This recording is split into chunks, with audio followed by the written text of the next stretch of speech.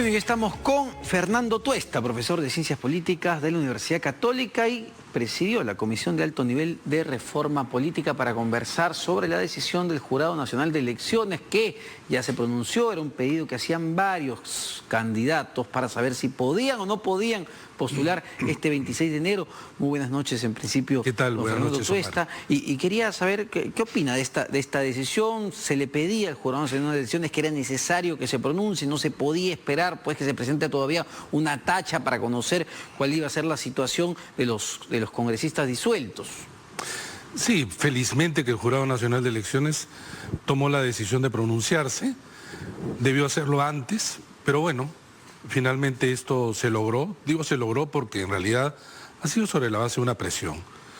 En el oficio que responde a la OMPE señala en un primer párrafo que ellos, a través de sus voceros, señalaban que estaba abierta la doble instancia y eso era la decisión.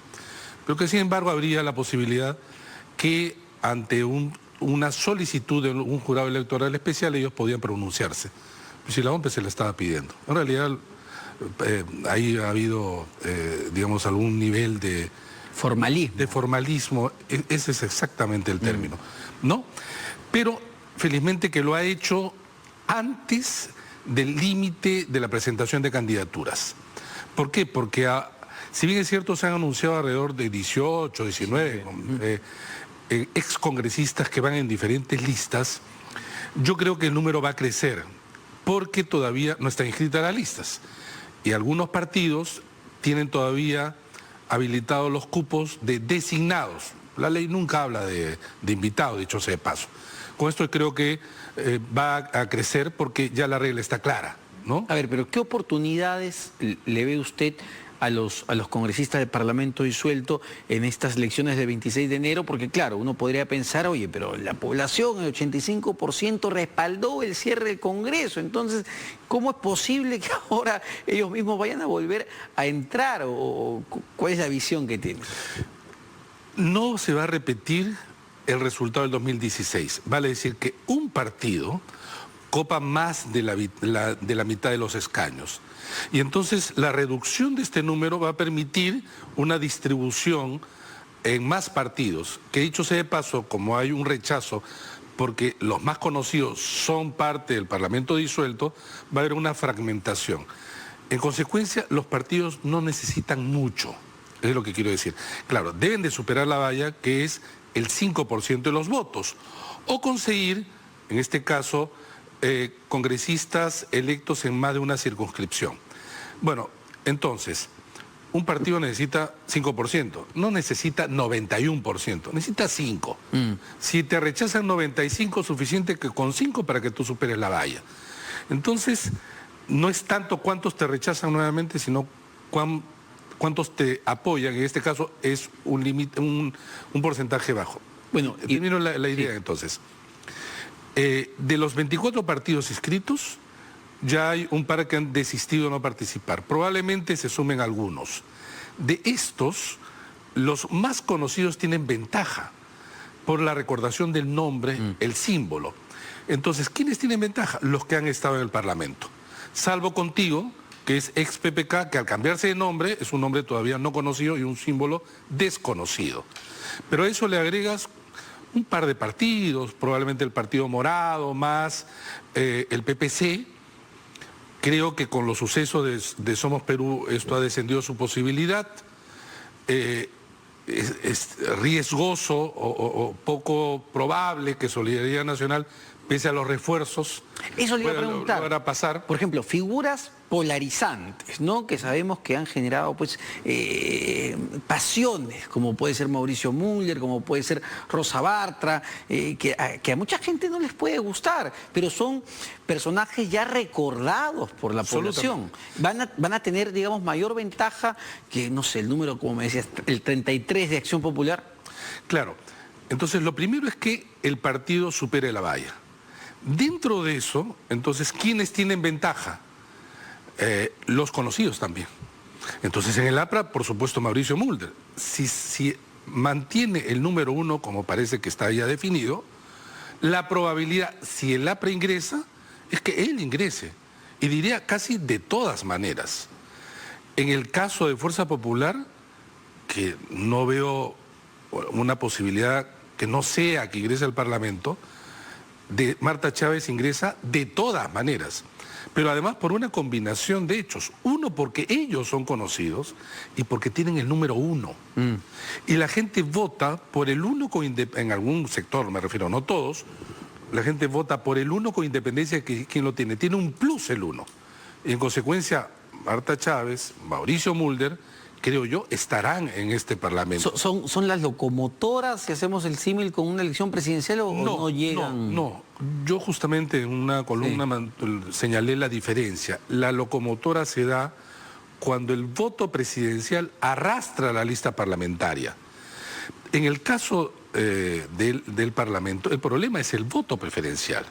Entonces tú no puedes hacer, por ejemplo, una campaña de a dos, muy difícil, porque entre ellos compiten. Entonces, ese es un primer tema, porque podría darse el caso, como el voto preferencial no es obligatorio, sino es opcional.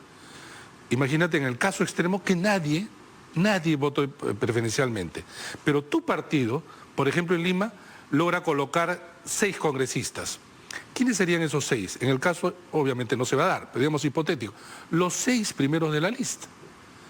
Como hay gente que vota preferencial, reordena y de repente el 1 sí se mantiene, pero el segundo lugar sería el 7 quizá, el tercer lugar podría ser el 4 y así sucesivamente. Pero podrían ingresar con pocos votos. Lo que importa entonces en primer lugar es el voto del partido, cuántos escaños saca y recién ahí viene lo otro. Con esto no hago sino reafirmar que los conocidos tienen un nivel, digamos, de favoritismo, dado además una campaña muy corta. Esta va a ser una campaña de enero. Claro. Esta es una campaña de enero. Si yo no tengo además recursos, si tengo, mejor dicho, pocos recursos, los voy a concentrar en el momento en que el elector y el ciudadano también va a concentrar su interés. Hoy día no. Hoy día este es un debate, interés todavía de un sector, una élite interesada, un público interesado en lo político. En diciembre, que ya está cerca, el desinterés aumenta. Enero, recién después de fiesta, crecerá. Y no tanto, ¿eh? Ahora, no tanto. ¿Qué opina Fernando de las declaraciones del presidente Martín Vizcarra? En los últimos días ha venido declarando, no con nombre propio, pero viene haciéndole invocaciones a la población y pide hacer el esfuerzo en elegir bien a los nuevos congresistas. Es la labor, digamos, del presidente. Algunos ya exparlamentarios lo han criticado, han dicho que esta es una manera de intervenir en la campaña. No. El presidente hace política como todos hacen política, me refiero a los excongresistas y demás. Hay posturas en las que los presidentes se abstienen de dar algún tipo de declaración. Estas son declaraciones genéricas. Es más, el presidente señaló su opinión en relación a que no debiera darse la reelección ahora. Sí. El Jurado Nacional de Elecciones, como un organismo autónomo, resolvió en sentido contrario. No pasó nada, ¿no? Acá además hay respeto por las instituciones en el sentido de la autonomía. Porque el presidente lo diga no se va a hacer. Que se invoca a la gente a votar bien, cualquiera lo hace. Que el presidente, que eso en realidad es una intervención, yo no creo. Yo creo que una intervención tiene otro carácter. Es más, creo que el presidente ni siquiera va a tener un partido que lo apoye. El presidente se está jugando ahora otra cosa, instalado el Congreso, tener que resolver los problemas que la gente le está exigiendo. Y no estoy tan seguro que una bancada se va a colgar del presidente de la República. Sí, porque además, ya se viene la campaña el 2021. Ya se viene la campaña y estos porcentajes altos de aprobación no se pueden mantener así. Si es que no hay algo que sustituya lo que fue la canalización en contra del Congreso. Y esto quiere decir resultados de las políticas públicas. Ahora, ¿cuán complicada va a ser la labor del presidente de la República con un Congreso que, a opinión de varios expertos, va a ser mucho más fragmentado? Vamos a tener más partidos. Imagino que la capacidad de negociar del gobierno también tendrá que ser mayor, o va a ser más sencillo que enfrentarse a una oposición mayoritaria. Yo creo que de ida y vuelta. Yo creo que de ida y vuelta.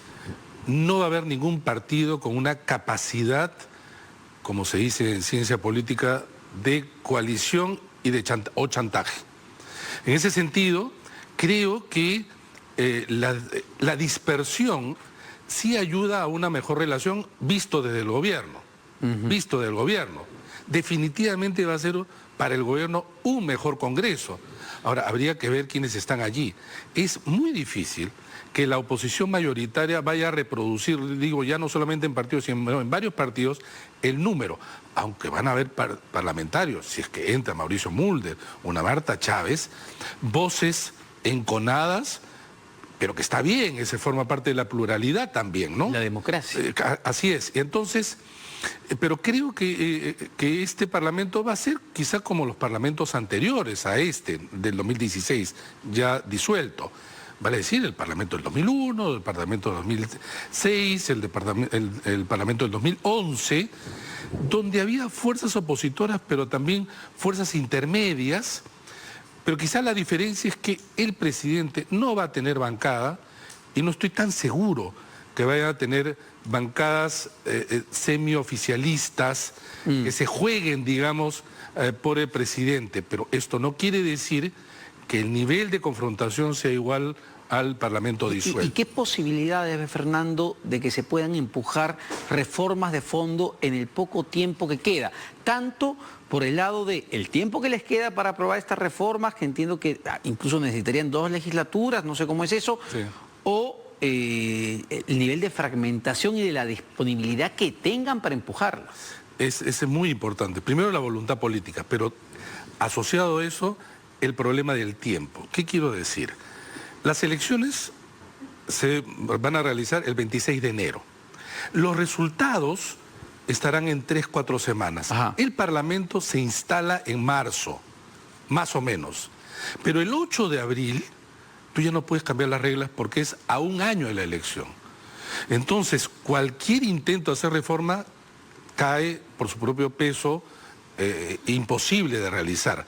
Entonces, acá solo puede haber un acuerdo político que tendría que ser entre el gobierno y las fuerzas políticas diversas si tienen voluntad de hacer reforma. ¿Y qué quiero decir un acuerdo político? Que se modifique la ley que señala que no es posible modificar las reglas un año antes, que además es una limitación, de mi punto de vista, inadecuada. Por ejemplo, colocarlo sí en la fecha límite de inscripción de partidos, que sería más o menos julio-agosto. Con eso ya has ganado una legislatura completa. Esa yo creo la única salida y esperemos que se pueda acoger. Bueno, claro que sí, tremendos retos que tiene por delante tanto el presidente como el próximo Congreso. Muchas gracias, Fernando, por acompañarnos en Quién Tiene la Razón. Se nos fue el tiempo, pero no se vayan. Ya viene Tatiana Alemán con más información.